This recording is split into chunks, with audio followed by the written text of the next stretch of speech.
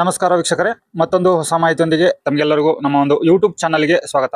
ಈ ಒಂದು ವಿಡಿಯೋದಲ್ಲಿ ನಾನು ನಿಮಗೆ ತಿಳಿಸ್ಕೊಡ್ತಾ ಇರೋ ಮಾಹಿತಿ ಏನು ಅಂತಂದ್ರೆ, ನಾವು ಈ ಒಂದು ಸೇವಾ ಸಿಂಧು ಪೋರ್ಟಲ್ ಮುಖಾಂತರ ಅರ್ಜಿಯನ್ನ ಸಲ್ಲಿಸಲಿಕ್ಕಾಗ್ಲಿ ಅಥವಾ ಯಾವ ಯಾವ ದಾಖಲೆಗಳನ್ನ ನಾವು ಪಡೆದುಕೋಬಹುದು, ಯಾವ ಯಾವ ಅರ್ಜಿಗಳನ್ನ ಸಲ್ಲಿಸಲಿಕ್ಕೆ ಈ ಒಂದು ಸೇವಾ ಸಿಂಧು ಪೋರ್ಟಲ್ ನಲ್ಲಿ ರಿಜಿಸ್ಟ್ರೇಷನ್ ಉಚಿತವಾಗಿ ನೀವು ನೋಂದಣಿ ಮಾಡ್ಕೋಬಹುದು.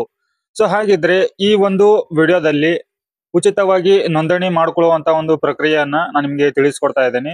ಹೇಗೆ ರಿಜಿಸ್ಟ್ರೇಷನ್ ಮಾಡ್ಕೊಳ್ಳೋದು, ಏನೆಲ್ಲ ಇನ್ಫಾರ್ಮೇಶನ್ ಫಿಲ್ಅಪ್ ಮಾಡ್ಬೇಕಾಗತ್ತೆ, ನಂತರ ಈ ಸೇವಾ ಸಿಂಧು ಪೋರ್ಟಲ್ಗೆ ರಿಜಿಸ್ಟ್ರೇಷನ್ ಮಾಡ್ಕೊಂಡ್ರೆ ನಿಮಗೇನು ಉಪಯೋಗ ಅನ್ನೋದ್ರ ಬಗ್ಗೆ ಸಂಪೂರ್ಣವಾದಂತ ಮಾಹಿತಿಯನ್ನ ತಿಳಿಸ್ಕೊಡ್ತಾ ಇದ್ದೇನೆ.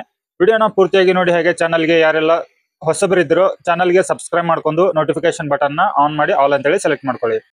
ಸೊ ನೋಡಿ ವೀಕ್ಷಕರೇ, ಈ ಒಂದು ಸೇವಾ ಸಿಂಧು ಪೋರ್ಟಲ್ ಮೊದಲನೇದಾಗಿ ನಾವು ಒಂದು ಬೇಸಿಕ್ ಇನ್ಫಾರ್ಮೇಶನ್ ಅನ್ನ ತಿಳ್ಕೊಳ್ಳೋಣ. ಈ ಸೇವಾ ಸಿಂಧು ಪೋರ್ಟಲ್ ಇಂದ ನಿಮ್ಗೆ ಏನು ಲಾಭ, ಇದರಲ್ಲಿ ಯಾಕೆ ರಿಜಿಸ್ಟ್ರೇಷನ್ ಮಾಡ್ಕೋಬೇಕು ಅಂತ ಅನ್ನೋದನ್ನ ತಿಳ್ಕೊಳ್ಳೋಣ. ಸೊ ನೋಡಿ ವೀಕ್ಷಕರೇ, ಇವಾಗ ವಿದ್ಯಾರ್ಥಿಗಳಾಗಿರ್ಬೋದು ಅಥವಾ ಯಾರೇ ಒಬ್ಬ ಸಿಟಿಜನ್ ಆಗಿರ್ಬೋದು, ಈ ಒಂದು ಪೋರ್ಟಲ್ ಮುಖಾಂತರ ನೀವು ರಿಜಿಸ್ಟರ್ ಮಾಡ್ಕೊಂಡ್ರೆ ಮಾತ್ರ ಅರ್ಜಿಗಳನ್ನ ಸಲ್ಲಿಸ್ಲಿಕ್ಕೆ ಆಗತ್ತೆ. ಒಂದು ವೇಳೆ ಇವಾಗ ನಿಮ್ಮ ಮನೆಯಲ್ಲಿ ಮಗು ಹುಟ್ಟಿದೆ ಅಥವಾ ಯಾರಾದ್ರೂ ತೀರ್ ಹೋಗಿದ್ದಾರೆ, ಅವರ ಒಂದು ಜನನ ಅಥವಾ ಮರಣ ಪ್ರಮಾಣ ಪತ್ರವನ್ನ ನೀವು ಇಲ್ಲಿಂದ ರಿಜಿಸ್ಟ್ರೇಷನ್ ಮಾಡ್ಕೋಬಹುದು. ಜೊತೆಗೆ ಆ ರಿಜಿಸ್ಟ್ರೇಷನ್ ಮಾಡ್ಕೊಂಡಿರುವಂತ ಒಂದು ಸರ್ಟಿಫಿಕೇಟ್ ಗಳನ್ನ ನೀವು ಆನ್ಲೈನ್ ಮುಖಾಂತರ ಡೌನ್ಲೋಡ್ ಮಾಡ್ಕೋಬಹುದು. ಬಸ್ ಪಾಸ್ ಅರ್ಜಿಗಳನ್ನ ಹಾಕ್ಬೋದು, ಹೊಲಿಗೆ ಯಂತ್ರಗಳ ಒಂದು ಅರ್ಜಿಗಳನ್ನ ಹಾಕ್ಬೋದು. ಈ ಪೋರ್ಟಲ್ ಇಂದ ಇನ್ನೂ ಹಲವಾರು ಸರ್ವಿಸ್ಗಳು ನಿಮ್ಗೆ ಸಿಗುತ್ತೆ. ಆ ಸರ್ವಿಸ್ಗಳನ್ನ ನೀವು ಪಡೆದುಕೋಬೇಕು ಅಂತಂದ್ರೆ ಮೊದಲು ರಿಜಿಸ್ಟ್ರೇಷನ್ ಮಾಡ್ಕೋಬೇಕಾಗತ್ತೆ. ಹಾಗಿದ್ರೆ ರಿಜಿಸ್ಟ್ರೇಷನ್ ಮಾಡ್ಕೊಳ್ಳುವಂತ ಒಂದು ಪ್ರೊಸೆಸ್ ಅನ್ನ ನಾನು ನಿಮ್ಗೆ ತೋರಿಸ್ತಾ ಇದ್ದೇನೆ. ಇಲ್ಲಿ ನೋಡಿ ವೀಕ್ಷಕರೇ, ಸೇವಾ ಸಿಂಧು ಪೋರ್ಟಲ್ ನ ಲಿಂಕ್ ಅನ್ನ ಡಿಸ್ಕ್ರಿಪ್ಷನ್ ಬಾಕ್ಸ್ ಅಲ್ಲಿ ಕೊಟ್ಟಿರ್ತೇನೆ. ಇಲ್ದಿದ್ರೆ ನೀವು ಗೂಗಲ್ ಸರ್ಚ್ ಬಾರ್ ಅಲ್ಲಿ ಸೇವಾ ಸಿಂಧು ಅಂತ ಹೇಳಿ ಟೈಪ್ ಮಾಡಿದ್ರೆ ಸಾಕು, ಮೊದಲು ಬರೋ ಲಿಂಕ್ ಅನ್ನ ನೀವು ಕ್ಲಿಕ್ ಮಾಡಿಕೊಂಡು ಈ ಒಂದು ಪೋರ್ಟಲ್ ಗೆ ಬರ್ಬೇಕಾಗತ್ತೆ. ಇದು ಕರ್ನಾಟಕ ಸರ್ಕಾರದ ಒಂದು ಪೋರ್ಟಲ್ ಆಗಿರುತ್ತೆ. ಇಲ್ಲಿ ಹೊಸದಾಗಿ ರಿಜಿಸ್ಟ್ರೇಷನ್ ಮಾಡ್ಕೊಳ್ಳುವಂತ ಅಭ್ಯರ್ಥಿಗಳು ಅಥವಾ ಯೂಸರ್ ಇತ್ತಂದ್ರೆ ಇಲ್ಲಿ ನೋಡಿ ನ್ಯೂ ಯೂಸರ್ ರಿಜಿಸ್ಟರ್ ಹಿಯರ್ ಅಂತ ಹೇಳಿ ಕೊಟ್ಟಿದ್ದಾರೆ. ಈ ಒಂದು ರಿಜಿಸ್ಟ್ರೇಷನ್ ಮೇಲೆ ಕ್ಲಿಕ್ ಮಾಡ್ಕೋಬೇಕಾಗತ್ತೆ. ಇಲ್ಲಿ ನೋಡಿ ವೀಕ್ಷಕರೇ, ಮೊದಲನೇದಾಗಿ ನಿಮ್ಗೆ ಈ ಒಂದು ಪೇಜ್ ಓಪನ್ ಆಗುತ್ತೆ. ಇಲ್ಲಿ ನಿಮ್ಮ ಆಧಾರ್ ಕಾರ್ಡ್ ಅಥೆಂಟಿಕೇಶನ್ ಮಾಡ್ಕೋಬೇಕಾಗತ್ತೆ. ಇಲ್ಲಿ ಈ ಒಂದು ಸೇವಾ ಸಿಂಧು ಪೋರ್ಟಲ್ ಗೆ ರಿಜಿಸ್ಟ್ರೇಷನ್ ಆಗ್ಬೇಕಂದ್ರೆ ನಿಮ್ಮ ಆಧಾರ್ ಕಾರ್ಡ್ ನಂಬರ್ ಅನ್ನ ಹಾಕಿಬಿಟ್ಟು ಅಥೆಂಟಿಕೇಶನ್ ಮಾಡ್ಬೇಕಾಗತ್ತೆ. ಇಲ್ಲಿ ನಿಮ್ಮ ಆಧಾರ್ ಕಾರ್ಡ್ ನಂಬರ್ ಅನ್ನ ಹಾಕಿ ಇಲ್ಲಿ ಕಾಣ್ತಾ ಇರುವಂತ ಒಂದು ಕ್ಯಾಪ್ಚಾನ ಎಂಟರ್ ಮಾಡಿ, ಇದರ ನಂತರ ನೆಕ್ಸ್ಟ್ ಮೇಲೆ ಕ್ಲಿಕ್ ಮಾಡಿ. ಇಲ್ಲಿ ನೀವು ಕೊಟ್ಟಿರುವಂತ ಆಧಾರ್ ಕಾರ್ಡ್ ನಂಬರಿಗೆ ಲಿಂಕ್ ಇರುವಂತ ಮೊಬೈಲ್ ನಂಬರಿಗೆ ಒಂದು OTP ಬರುತ್ತೆ. ಆ OTP ಅನ್ನ ನೀವು ಇಲ್ಲಿ ಹಾಕ್ಬೇಕಾಗತ್ತೆ. ನೋಡಿ, OTP ಹಾಕಿದ ನಂತರ ಕಂಟಿನ್ಯೂ ಮೇಲೆ ಕ್ಲಿಕ್ ಮಾಡ್ಕೊಳ್ಳಿ.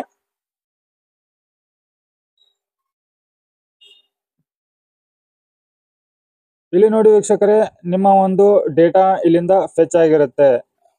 ನಿಮ್ಮ ಡಾಕ್ಯುಮೆಂಟ್ ಗಳ ಲಿಸ್ಟ್ ಗಳು ಇಲ್ಲಿ ಓಪನ್ ಆಗಿರುತ್ತೆ. ನಂತರ ಯಾವ್ದನ್ನ ನೀವು ಡಿಜಿ ಲಾಕರ್ ಇಂದ ಫೆಚ್ ಮಾಡಬೇಕು ಅಥವಾ ಅಥೆಂಟಿಕೇಟ್ ಮಾಡಬೇಕು ಅಂತ ಹೇಳಿ ಅನ್ಕೊಂಡಿದ್ರ, ಆ ಒಂದು ಆಪ್ಷನ್ ಮೇಲೆ ಆ ಒಂದು ದಾಖಲೆಯ ಮುಂದ್ಗಡೆ ಒಂದು ಟಿಕ್ ಮಾರ್ಕ್ ಇದೆ ನೋಡಿ. ಈ ಟಿಕ್ ಮಾರ್ಕ್ ಅನ್ನ ನೀವು ಕ್ಲಿಕ್ ಮಾಡ್ಕೋಬೇಕಾಗತ್ತೆ. ಇದರ ನಂತರ ಇಲ್ಲಿ ನೋಡಿ ಕನ್ಸೆಂಟ್ ವ್ಯಾಲಿಡಿಟಿ ಡೇಟ್, ಇದನ್ನ ಏನು ತಿದ್ದುಪಡಿ ಮಾಡುವಂತ ಅಗತ್ಯ ಇಲ್ಲ.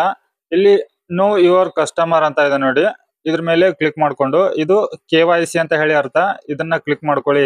KYC ಅಂತಾನೆ ಇರ್ಲಿ, ಯಾಕಂದ್ರೆ OTP ಮುಖಾಂತರ ಇದು ನಿಮ್ಗೆ ಫೆಚ್ ಆಗ್ತಾ ಇರುತ್ತೆ. ಇಲ್ಲಿ ಅಲೋ ಮೇಲೆ ಕ್ಲಿಕ್ ಮಾಡ್ಕೊಳ್ಳಿ. ರೀಡೈರೆಕ್ಟ್ ಬ್ಯಾಕ್ ಟು ರಿಕ್ವೆಸ್ಟರ್ ಅಂತ ಇದೆ ನೋಡಿ, ಅದು ತಾನೇ ಬರುತ್ತೆ. ಇಲ್ಲಿ ನೋಡಿ ವೀಕ್ಷಕರೇ, ಬಹಳ ಸಿಂಪಲ್ ಆಗಿರುವಂತ ಒಂದು ಪ್ರೊಸೆಸ್ ಇದು. ಇಲ್ಲಿ ನೋಡಿ ಇಮೇಲ್ ID ಯನ್ನ ಹಾಕ್ಬೇಕಾಗತ್ತೆ. ನಿಮ್ಮ ಒಂದು ಇಮೇಲ್ ID ಯಾವ್ದಿದೆ ಆ ಒಂದು ಇಮೇಲ್ IDಗೆ ಒಂದು ಮೊಬೈಲ್ ನಂಬರ್ ಅನ್ನ ಕೊಡಿ ಇಲ್ಲಿ. ನಂತರ ನಿಮ್ಮ ಒಂದು ಪಾಸ್ವರ್ಡ್ ಅನ್ನ ಇಲ್ಲಿ ಎಂಟರ್ ಮಾಡಿ. ನಿಮ್ಮ ಒಂದು ಪಾಸ್ವರ್ಡ್ ಎಷ್ಟು ಸ್ಟ್ರಾಂಗ್ ಇರಬೇಕು ಅಂತಂದ್ರೆ 9 ಕ್ಯಾರೆಕ್ಟರ್ಗಳು ಇರಬೇಕಾಗತ್ತೆ. ಇದರಲ್ಲಿ ಸ್ಪೆಷಲ್ ಕ್ಯಾರೆಕ್ಟರು, ನಂಬರ್ಸು, ನಂತರ ಕ್ಯಾಪಿಟಲ್ ಲೆಟರ್, ಸ್ಮಾಲ್ ಲೆಟರ್, ಇದೆಲ್ಲ ಮಿಕ್ಸ್ ಮಾಡಿಬಿಟ್ಟು ನಿಮ್ಮ ಒಂದು ಪಾಸ್ವರ್ಡ್ ಅನ್ನ ನೀವು ಇಡಬೇಕಾಗತ್ತೆ. ಇಲ್ಲಿ ಕೊಟ್ಟಿದ್ದಾರೆ ನೋಡಿ ಎಕ್ಸಾಂಪಲ್ಗಾಗಿ.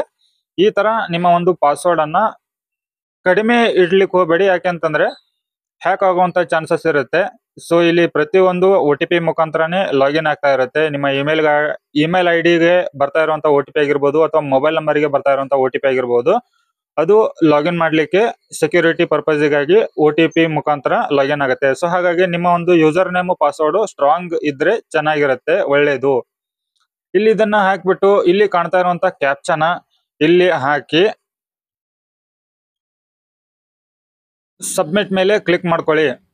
ಸೊ ಸಬ್ಮಿಟ್ ಮೇಲೆ ಕ್ಲಿಕ್ ಮಾಡಿದ ನಂತರ ನೀವು ಕೊಟ್ಟಿರುವಂತ ಇಮೇಲ್ ಐಡಿಗೆ ಯೂಸರ್ ನೇಮ್ ಪಾಸ್ವರ್ಡ್ ಬಂದಿರುತ್ತೆ. ಆ ಒಂದು ಯೂಸರ್ ನೇಮ್ ಪಾಸ್ವರ್ಡ್ ಅನ್ನ ಹಾಕ್ಬಿಟ್ಟು ನೀವು ಲಾಗಿನ್ ಆಗ್ಬೋದು.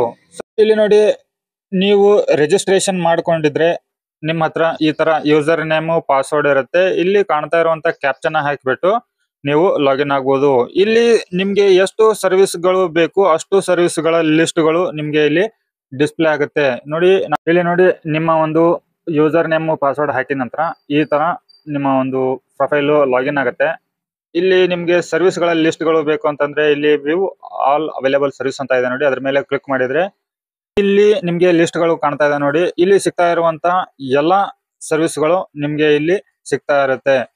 ಸೊ ನೀವು ಅರ್ಜಿಯನ್ನ ಸಲ್ಲಿಸಬಹುದು. ದಾಖಲೆಗಳನ್ನ ಅಪ್ರೂವಲ್ ಆಗೋವರೆಗೆ ಕಾದ್ಬಿಟ್ಟು ನೀವು ಆ ಒಂದು ದಾಖಲೆಗಳನ್ನ ನೀವು ಪಡೆದುಕೋಬಹುದು.